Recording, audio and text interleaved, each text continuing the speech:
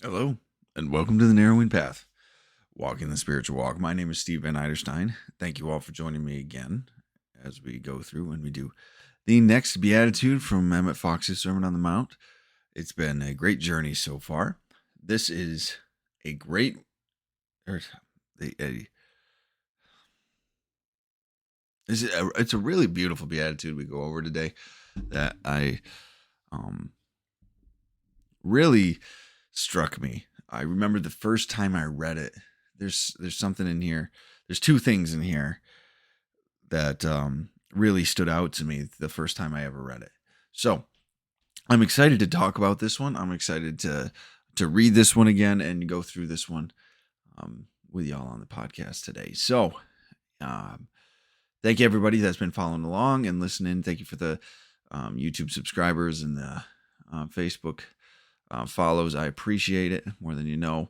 Thank you to just all the viewers. I hope this is helping y'all as much as it's helped me, and it's been great for me to be able to get refreshed on some of these books and some of these perspectives and some new understandings even that have come along with it. So I appreciate this opportunity to share it with you. So here we go. We're going to be reading out of this copy right here. This is from 1938, as I always say, and this is it was originally copyrighted in 1934. This book came across my desk, this book came to my attention at the beginning of my spiritual journey as something that was very relevant and very important in the creation of 12-step programs. It was Emmett Fox was an individual, a lecturer and a writer that was really influential in the beginning of the recovery movement and the recovery self-help world. So that's how I got introduced to this. Someone suggested I read it, and I did. And it's one of the books that changed my life. So let's go ahead and we'll get to it. I'll read this beatitude. The beatitude, by the way, is blessed are the peacemakers, for they shall be called the children of God. And I'll read it all the way through, and then we'll go back through it with my thoughts and understanding. So here we go. This is the 7th beatitude in the 2nd chapter of Emmett Fox's book, Sermon on the Mount. Blessed are the peacemakers, for they shall be called the children of God. Here we receive an invaluable practical lesson in the art of prayer. And prayer, be it remembered, is our only means of returning to our communion with God. To the casual reader, this beatitude might sound like a mere conventional religious generalization, even a sententious sententious platitude of the kind too often favored by people who are anxious to be edifying without having anything in particular to say. As a matter of fact, prayer is the only real action in the full sense of the word, because prayer is the only thing that changes one's character. Prayer is the only thing that changes one's character. A change in character, or a real change in soul, is a real change. When that kind of change takes place, you become a different person, and therefore, for the rest of your life, you will act in a different way from the way in which you have previously acted, and in which you would have continued to act had you not prayed. In other words, you can become a different man. The amount of the difference might only be very slight for each time that you pray. Nevertheless, it is there. For you cannot pray without making yourself different in some degree. If you should get a very strong realization of the presence of God with you, it would make a very great and dramatic change in your character, so that in the twinkling of an eye, your outlook, your habits, and your whole life, in fact, would completely change in every respect. Many such cases are recorded on record, both in the East and in the West, the genuine cases of what used to be called conversion being instances in point. Because the change caused by prayer is a radical one, Jesus refers to it as being born again. Since it makes you into a different man, it is actually as though you had been born anew. The word prayer should be understood as including any form of communion or attempted communion with God, whether vocal or purely mental. It includes both affirmative and invocatory prayer, each of which is good in its own place, meditation, and the highest of all forms of prayer, which is contemplation. In the absence of prayer, all that you can do is to express the character that you have in whatever circumstances you find yourself. So much is this the case that most of your friends would be prepared to predict beforehand what your conduct would be in various kinds of crises that would arise. Prayer, by changing your character, makes a new reaction possible. The great essential for success in prayer, for obtaining the peace of the presence of God, which is the secret of healing oneself and others too, of obtaining inspiration, which is the breath of the soul, of acquiring spiritual development, is that we first attain some degree of true peace of mind. This true, interior soul peace was known to the mystics as serenity. And they never tired of telling us that serenity is the grand passport to the presence of God. The sea as smooth as glass that is round about the great white throne. This is not to say that one cannot overcome even the most serious difficulties by prayer without having any serenity at all, for of course one can. In fact, the greater the trouble one is in, the less serenity he will be able to have, and serenity itself is only to be had by prayer and by forgiving of others and of oneself. But serenity you must have before you can make any true spiritual progress. And it is serenity, that fundamental tranquility of soul, that Jesus refers to by the word peace. The peace that passes all human understanding. The peacemakers spoken of in this beatitude are those who make or bring about this true peace or serenity in their own souls, for it is they who surmount limitation and become actually, and not merely potentially, the children of God. This condition of mind is the objective at which Jesus aims in all instructions, which he gives us in the Sermon on the Mount and elsewhere. Peace I leave with you, my peace I give unto you. Let not your heart be troubled, neither let it be afraid. As long as there is fear or resentment or any trouble in your heart, that is to say, as long as you lack serenity or peace, it is not possible for you to attain very much. Some degree of serenity is essential to the attainment of any true concentration. Of course, to be a peacemaker, in the usual sense of composing the quarrels of other people, is an excellent thing, but as all practical people know, an essentially difficult role to fill. By interfering in other people's strife, it is ever so much easier to make things worse than to make them better. Personal opinion is almost certain to enter into your efforts, and personal opinion is exceedingly likely to be wrong. If you can get both of the people concerned to take a new view of the matter of controversy, that, of course, is well. But otherwise, if you merely bring about a compromise in which they consent to agree from motives of self-interest or as a result of some kind of coercion, then the trouble has only been patched up on the surface. And there is no true peace, because they are not, both of them, satisfied and forgiving. Once you understand the power of prayer, you will be able to heal many quarrels in a true way, probably without speaking at all. The silent thought of the all power of love and wisdom will cause any trouble to melt away almost imperceptibly. Then, whatever arrangement will be best for all parties in the long run will come about under the influence of the word thus spoken silently.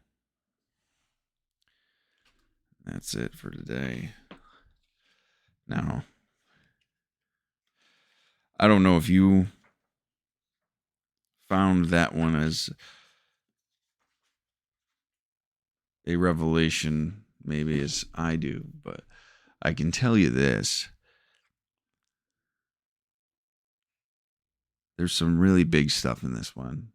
There's some really beautiful concepts and understandings that I needed to know. And I needed someone to tell me. So it stuck in my mind. Even if I didn't believe it in the beginning, right? So let's get into it. We get to the first one pretty quick. But I would like to say, like, I like how he starts this one off about blessed are the peacemakers, for they will be called children of God. And tells us this is actually about prayer. Right? Because my initial thoughts is not with prayer when it comes to that. When I instantly think mediator, and I instantly think someone stepping in between two people, right? Somebody trying to coerce peace. And it's not what we're talking about here. And I'm really glad that he, right out the gate, tells us that, right? He tells us that this isn't about that simple statement that almost sounds like something people are just like, oh, blessed are the peacemakers. Blessed are those that help people come to peace because they will be called children of God. And it's much more than that. It's not some empty saying that should be looked over with a presumed intention. So, and I also like in that first one, he says prayer is communion with God. Prayer is communication with that God of your understanding, that connection. Going back to that connection with that power, that source, that God, whatever it is that works for you, whatever you're working with here, prayer is going back to that connection. And now this is the first big thing he says it almost casually in it. It's like a side comment, right? And he says this: prayer is the only real action in the full sense of the word, because prayer is the only thing that changes one's character.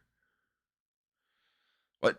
So again, when I read this was at the beginning of my spiritual journey. This was at the beginning of me changing my life entirely. This was when I was stopping drinking and stopping using drugs, and when I had just lost my brother, and everything I knew about living was changing, right? So change was very important to me. It was a relevant topic in my mind, right? So to hear that quote, that prayer is the only real action in the full sense of the word, because prayer is the only thing that changes one's character. And then he talks about the change for a while, right? He talks about what that actually means. And I realized when we're talking about change of character, he says change of soul as well. It's the only type of permanent change. It's the only way you can change the man you are, the person you are, for whoever's listening. And every other type of change is temporary.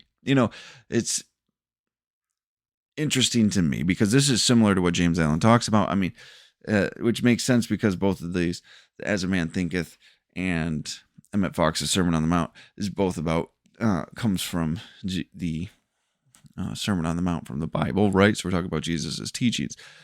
But the way they both phrase it is interesting to me, because Emmett Fox or James Allen even talks about how forced external changes don't work. They're always going to be temporary. There's always going to be a battle, because the actual thinking hasn't changed behind it. And Emmett Fox is talking about your soul hasn't actually changed. Your character hasn't actually changed. When you do a forced external change, that means you're consciously saying, I'm going against my preference, or I'm going against what I normally would do, and I'm going to do something different.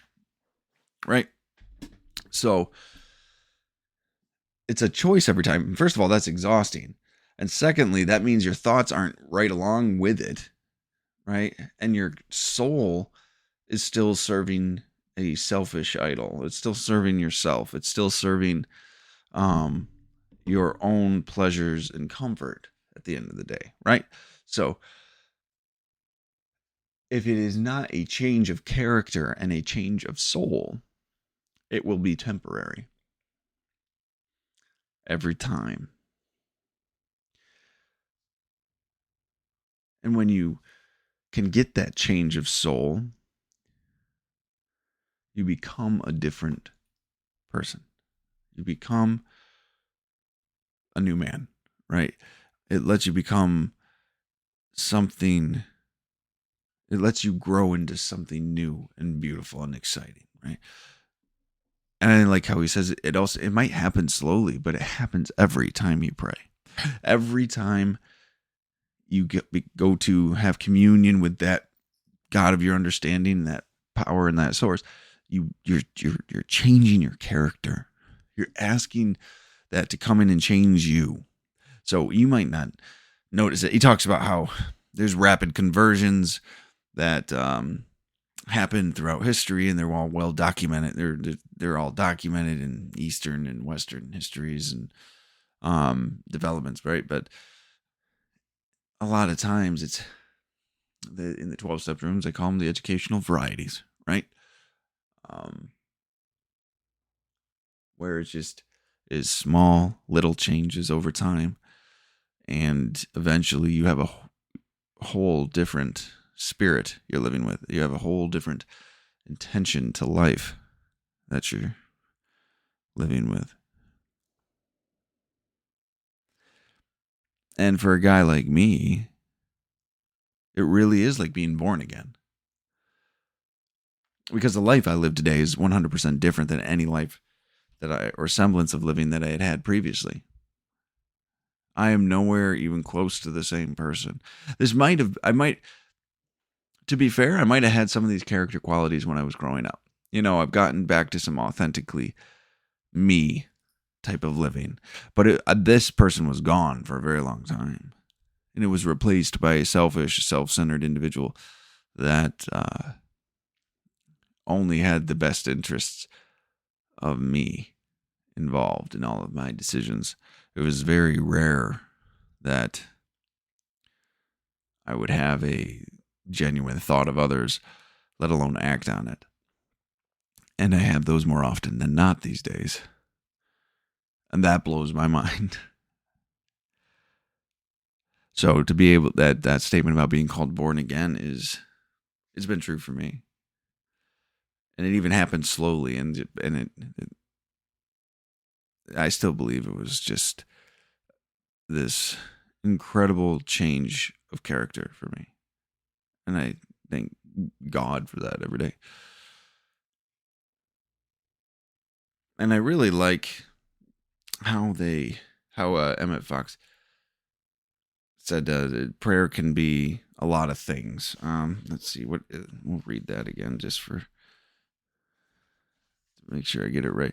It includes both affirmative and invocatory prayer, which is the difference between affirming that God is there, affirming that God has helped you, He's given you these things, or I'm sure I might be pronouncing that wrong, but invocatory is asking for help. It's the requesting. It's the pleading to God, maybe is a way to say it, or the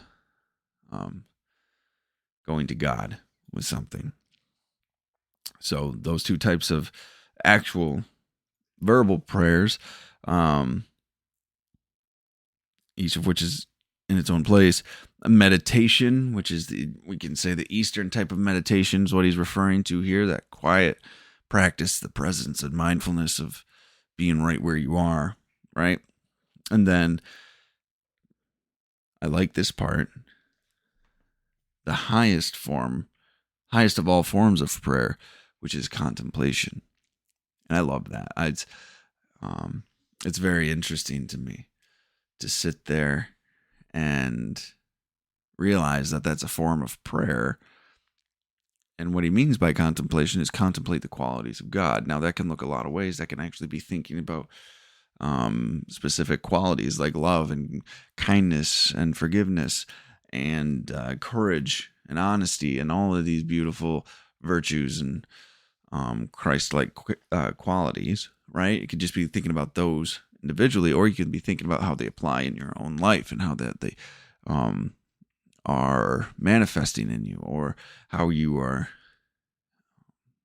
being intentional about practicing them, right? So you can think about them as an individual thing. Think about how you are practicing them, or you could think about how they're practiced by individuals throughout history. And we could be talking about the example of Jesus Christ. We could be talking about other Eastern religious examples. We could be talking about just genuine people and individuals and characters along the course of history that have practiced these things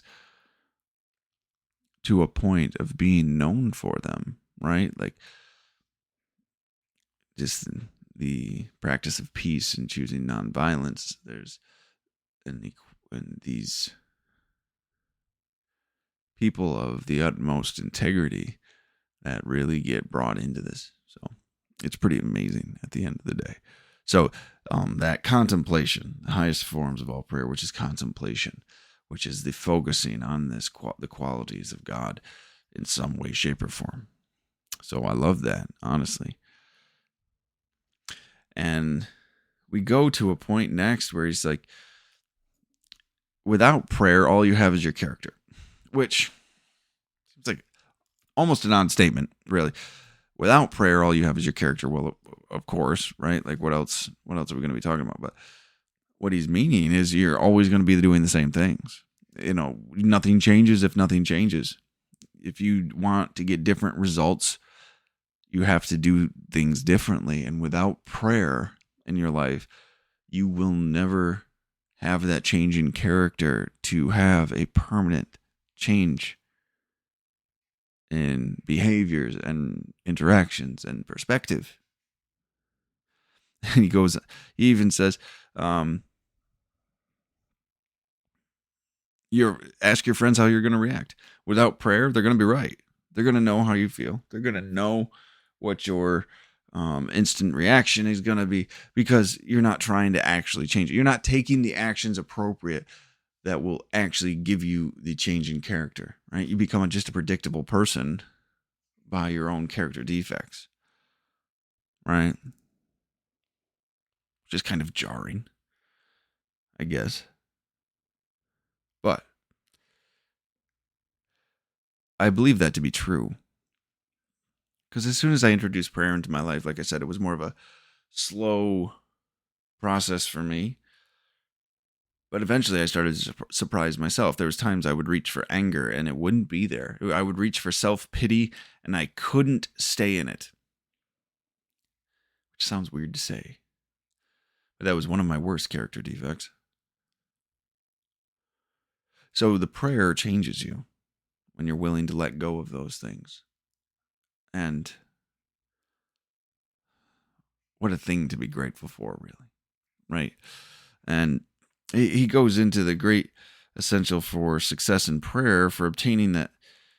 So the success in prayer is obtaining the sense of the presence of God, which is the secret of healing oneself and others too, of obtaining inspiration, which is the breath of the soul, of acquiring spiritual development, is that we first attain some degree of true peace of mind, right? So the point and the goal of prayer is obtaining that sense of the presence of God, right? Which is, I believe I've experienced and I continue to experience my daily practices. And when you feel that connection with a power greater than yourself, you feel that internal sense of peace that comes along with it. I love what he says that does for a person. It gives this, that's the secret to healing oneself and healing others. That's the inspiration, which is the breath of the soul, right? It's rejuvenating, of acquiring spiritual development to make this actual progress in your spiritual life, to make progress towards your ideal, towards your goal, whatever that is, right? Is to connect to that source, that energy, that God of your understanding, which brings you to some degree to true peace of mind. Now, this is the next big thing, right? There's things called like the Serenity prayer. You know, you heard me read this through once, so you know what I'm probably going to talk about next. But like the Serenity prayer, God grant me the serenity, right? In James Allen's book, the last chapter is called Serenity. This word serenity carries a lot of weight, right? And he tells us what it is right here. This was hugely impactful, and I loved the definition he gave. So I'm going to read two excerpts because it makes it speak for itself, right? So after that degree of true peace of mind, it says this true interior soul peace was known to the mystics as serenity, and they never tired of telling us that serenity is the grand passport to the presence of God, that sea as smooth as glass that is round the great white throne. What? What does this mean? Right? This means that serenity is as close as we can get to God. This is that peace of soul. It's not just peace of mind and peace of body, it's peace of heart and peace of soul. So that practice of prayer and meditation and contemplation brings us closer and able to connect with that peace, true peace of mind, and that true interior soul peace. It quiets the mind and lets us have that peace of soul, which we call serenity. And that allows us to experience the presence of God. That allows us to sense the immense emotional, spiritual connection that allows us to have that healing and that inspiration and that spiritual progress, right? And that is how I love how he said it, because it was such an interesting way. The sea as smooth as glass that is around the great white throne. That is being as close to God as you possibly could be, is in those moments. That is serenity. Now, I can tell you this. I experience that from time to time. My selfish mindset would like to experience it more. I'm not going to lie to you. But when you do, and for those that have, it's one of the most refreshing, rejuvenating, realigning feelings. It's not about the feeling maybe as much as it is about the understanding you get from it. Because it just puts everything back into the perspective it needs to be. It reprioritizes your life so you're looking at the right things. Maybe is a better way to say it. And your faith is renewed. And it's not even a faith in those moments, it's more of a knowing. Any lack or doubt is gone in those minutes you're connected. however long you can hold on to it. But it's interesting because as soon as you experience it, as soon as the thought comes across your mind that I want to hold on to this, it starts to slip away because then you get involved. I show up everywhere, every time, right? Even when I'm sitting with God. It's mind-boggling to me sometimes. So, but another part I wanted to read for you was, but serenity you must have before you can make any true spiritual progress. It is this serenity, that fundamental tranquility of soul, that Jesus refers to by the word peace. The peace that passes all human understanding. Like I said, it's difficult to really put words to. I'm doing the best I can, and because I've given this a lot of thought, I've given this a lot of my mental space to understand what that is. And I really do believe Emmett Fox has put it in words better than I ever could. That peace of soul, that tranquility of soul. And what's interesting is he says you have to practice prayer and the meditation and contemplation, right? Prayer of some sort, really. And you get this peace of true peace of mind through doing that. And then you can actually tap into serenity, which is peace of soul. And I don't think you can do any of, like, one of the things that I do want to say is in the 12-step realm, you go through the steps, whatever it is, if you're in NA or AA or CA or SA or FA or whatever it might be, you tap into these things.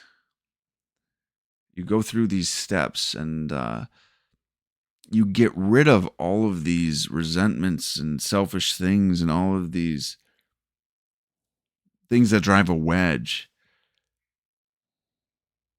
between you and the God of your understanding. So that's why it's so important to clean this up. That's why it's so important to go through and do this work so you can get all of your stuff out of the way to get that peace of mind and then tap into that serenity. That's just waiting for you to get there. You just have to show up. And he says, you can get through, there's a part there. In fact, the greater the trouble in one's life, the less serenity you will be able to have. And serenity itself is the only thing, only to be had by prayer and by forgiving of others and oneself. Right? You can't get serenity when you've got work to do, right? You can ask for guidance. You can find that in prayer. You can find that in meditation and contemplation, right? There's things that we have to do to tap into that serenity to get that change in soul, right? That's why a spiritual practice is so important to practice, right? To take action on every single day, because that's where the change in soul comes from. Right. So, and also, hot take for anybody in recovery, I guess. That's why 10, 11, and 12 are at the back end, right? Because you can't actually start to change your character. You can have some forced external changes, but 10, 11, and 12, truly, the true practice of those steps comes in after you've cleaned this stuff up, after you've done and taken a look at your part, after you've practiced some forgiveness of others and yourself, after you've made amends, after you've been willing to let go of these character defects, after you've been willing to see what those character defects even are, right? That has to happen first before you can have a true and authentic practice of 10, 11, and 12. Just a personal opinion, I guess, there. But it's so incredibly important to have that daily practice. And he says, this is the peace we're talking about, this internal peace, this peace of soul, this tranquility of soul, this serenity is the peace we're talking about here. So the peacemakers are the ones that have found serenity. And now, I don't know if you've ever met somebody that is carrying serenity,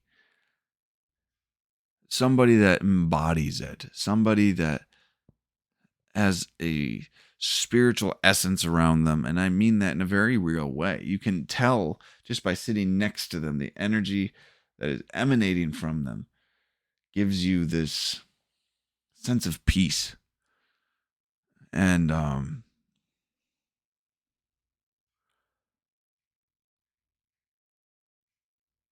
it can impact you in a very real way. Right? So the peacemakers are the ones that have found serenity. This is why they're called children of God. Because they've actually connected with them. They've actually connected to that presence of him. They are in that water smooth as glass around his throne, as Emmett Fox put it. What a powerful image that is. What an incredible place to be when you think about it that way.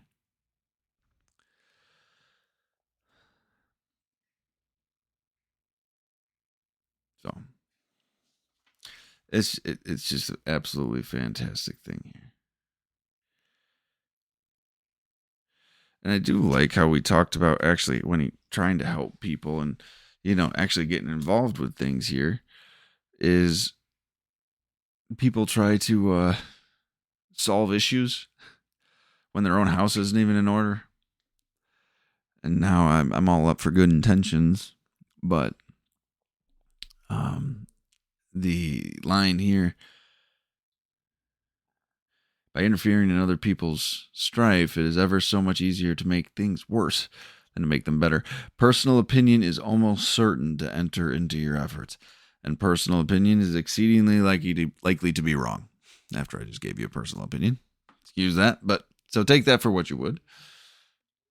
If you can get both of the people concerned to take a new view of the matter in controversy, that, of course, is well. Right? If we can give perspective, not give them necessarily a solution. But otherwise, if you merely bring them about a compromise in which they consent to agree from motives of self-interest or as a result of being patched up on the surface, and there is no true peace because they are not, both of them, satisfied and forgiving. So, these are the people that stop drinking because they want this relationship back. They want their kids back. These are the people that, through gritted teeth, agree to settlements. These are the people that are going against their self-interests and their selfish actions without really wanting to. When that happens, it's never a true change. It's never a true peace because it's not chosen. It's a forced or coerced. And that means it'll never stay, which is unfortunate. But that's why perspective is everything. Framing is everything. And when you can give a perspective that they can both agree on and actually feel good about entering into, you can facilitate them choosing peace. But I don't know if you'd still call yourself a peacemaker. But I can tell you this too. The last part of that really was, I talked about earlier, people that embody it. A lot of people that have achieved serenity don't have to do much talking about it in that sense because it's just obvious. It's a very real thing to observe. So they don't usually have to convince anyone of a perspective. I've seen people be able to enter a room and just be present and peace fall over the room. Blows my mind. The influence one person can have by not really necessarily taking an action, but just bringing peace and serenity, that peace of soul with him. It's absolutely incredible. So,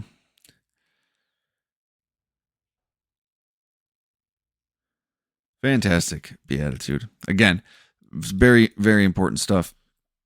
To sum up, prayer is the only true way to change, and serenity is peace of soul, tranquility of soul. If you take those two things away from this beatitude, you can make a lot of progress. So, get your own house in order, and practice prayer in some way, shape, or form, and watch your life change. That's what happened to mine. So, great reading today. Great stuff to talk about. Lots of good stuff to talk about. So, this is the 7th one in this series. We will be doing one more. And then next week, I'll tell you what we're going to go on to. I've had some considerations maybe to continue on with Sermon on the Mount, but I've got another one that just popped into mind that we might be doing. So, I appreciate everyone's time and everyone's patience as we figure this out, but I appreciate everyone's participation and everyone that tunes in and listens and just enjoys it. So this is a joy for me to do and be able to share my experience with y'all. So thank you all again, and until next time, thanks.